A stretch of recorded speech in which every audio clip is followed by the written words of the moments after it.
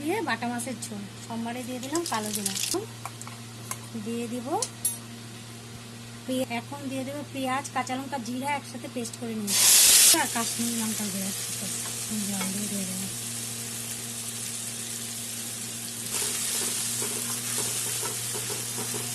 আর মাছ এখানে কাটা মাছ ভেজে রেখেছি, বেগুন ভেজে রেখেছি, দিয়ে দিলাম কুচি করে রাখা পেঁয়াজ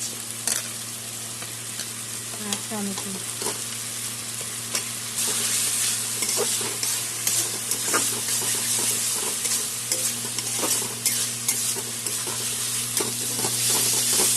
মশলা কষানো হয়ে গেছে, পেঁয়াজ টমেটো ভেঙে গেছে, এখন আমি জল দিয়ে দেবো পরিমাণ মতো।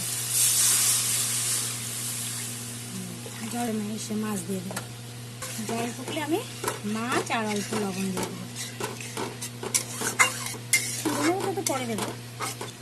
আমার ঝোল ফুটে উঠেছে, একটু লবণ দিয়ে দিলাম আর ভেজে রাখা মাছগুলো এখন দিয়ে দেবো।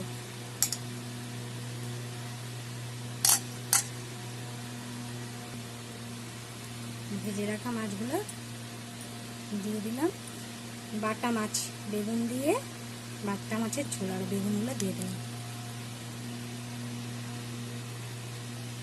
উঠে আসলে ধনিয়া পাতা দিয়ে নামিয়ে দেবো।